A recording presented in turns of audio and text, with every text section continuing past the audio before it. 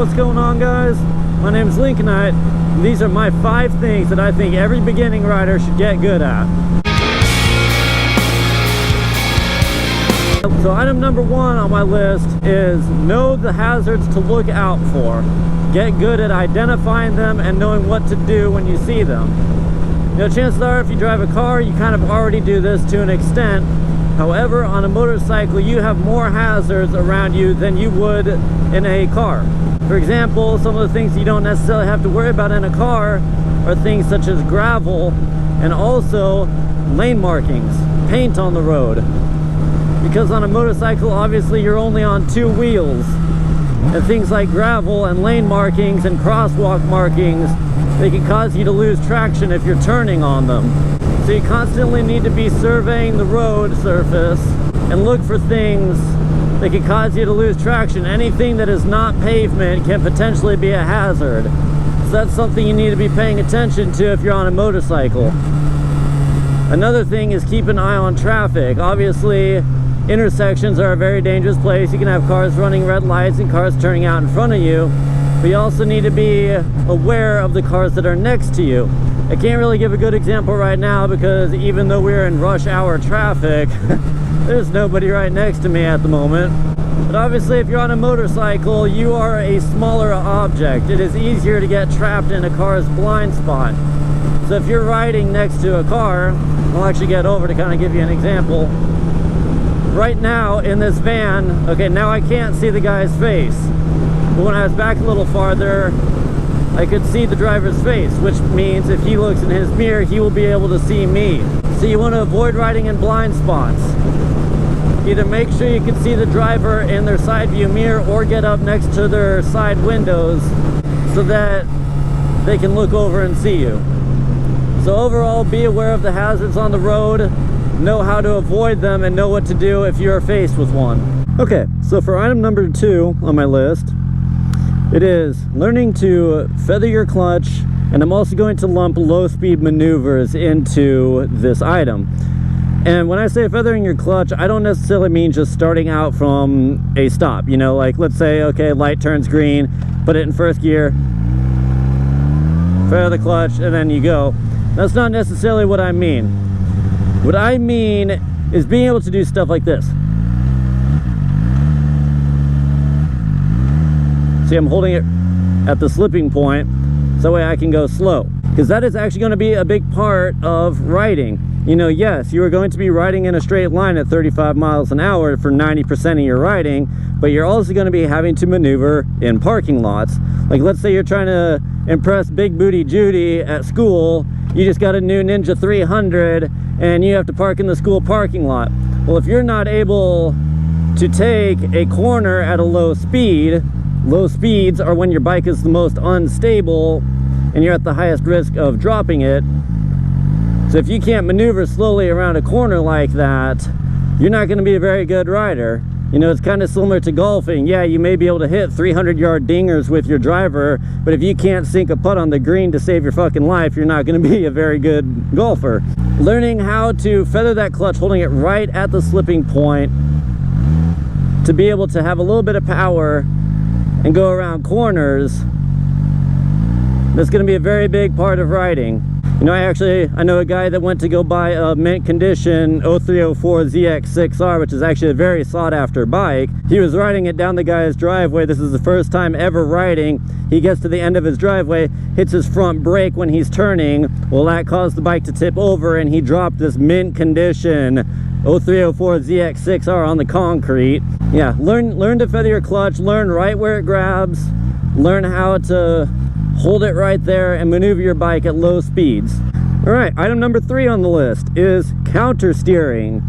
You may have heard people talk about counter steering before. Essentially, it is the concept that when you are traveling on a motorcycle at a decent rate of speed, let's say, you know, anything over, I think it's like maybe 10 or 15 miles an hour. The concept is essentially if you want your bike to turn right, you turn your handlebars to the left.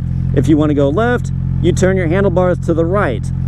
This may sound like a foreign concept if you've never ridden a motorcycle or you don't really know anything about motorcycles in general, but think about it this way. I don't know if maybe you remember when you were a kid when you would balance a broomstick or a baseball bat or, you know, any sort of a longer, tall, straight object on the end of your fingertip. Well, what would happen if you have that balance and you move your hand quickly to the left? The top of that broom is going to tip over to the right. It's kind of the same concept, where if you're traveling on a motorcycle and you turn your handlebars to the left, it's going to kick the bottom of the bike out and cause it to tip to the right. So I'll actually give you guys a little bit of an example. We have a little bit of a curvy road over here, but I will show you. So all I'm going to do, I'm only going to do this with one hand so you can watch a little better. So 25 miles an hour, I'm going to push to the left. So you see how the bike tipped to the right? I'm going to push to the left again. It goes to the right. I'm going to push to the right. It goes to the left. Now, why is this important? Logically, your brain would tell you if you want to go right, you turn to the right. That's how it works in a car, huh? But here's the issue with that. Let's say you are riding along and you have a car in the lane to your right. And all of a sudden that car starts to swerve over towards you. If he's coming from your right, you're going to want to swerve to your left. So what are you going to have to do? You're going to have to turn to the right to go left. So you want to ground that into your head, because that could very well save your ass at some point.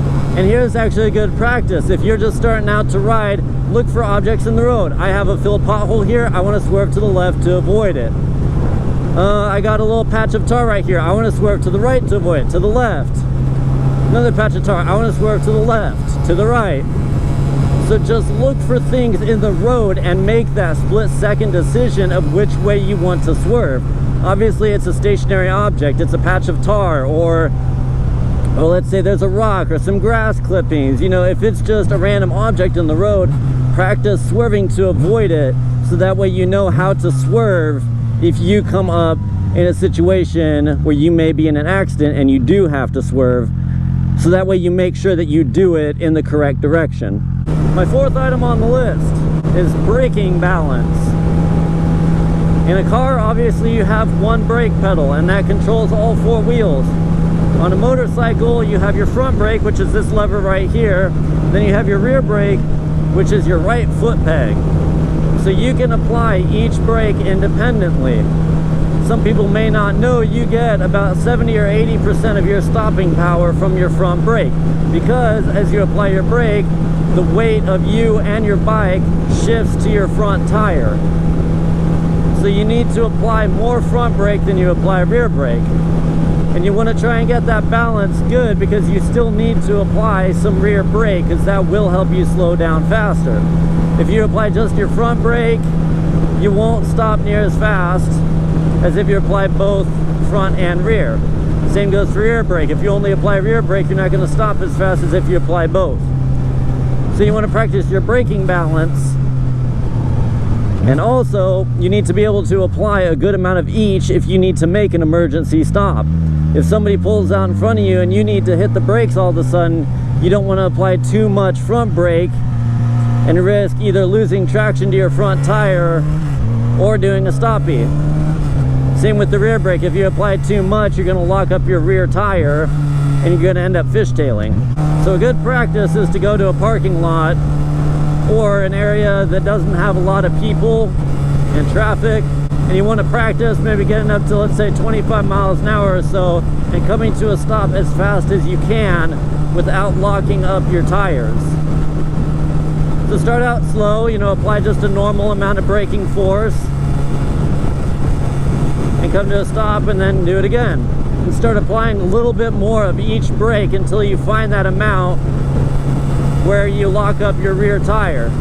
You want to get good at stopping, because you never know when you might need to stop really suddenly, and if you're not able to do that effectively, you might end up crashing. My fifth item on the list is downshifting and engine braking. It's a very effective way to slow yourself down if you're good at it. And I'm sure everybody's heard, you know, a sport bike that's slowing down and it sounds something like this.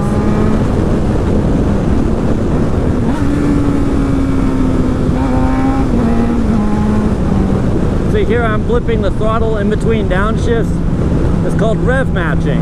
So essentially what you're doing is while you have your clutch pulled in and you're downshifting, you're blipping the throttle to bring the RPMs up to match the speed of the transmission. So you're not doing this.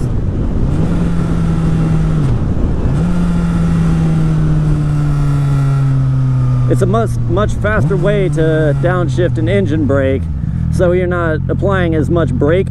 Kind of helps save your brake pads a little bit.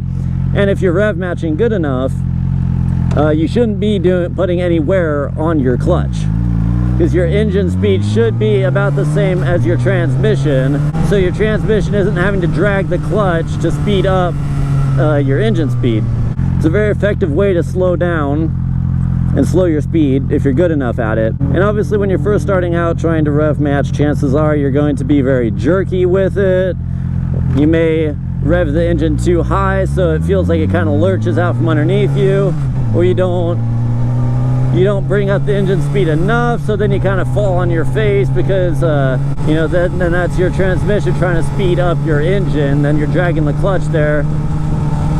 So chances are when you're starting out, you may be a little bit rough at it, but just keep practicing and it'll become second nature to you. Well guys, those are my 5 things that I think every beginning rider should practice and get good at to become a good rider.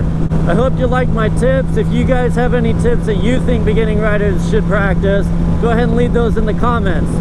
Obviously we're all trying to make each other better riders here, but thanks for checking out my video. If you liked the video, give it a thumbs up and go ahead and subscribe to my channel too while you're at it. Thanks for watching guys, and I will see you later.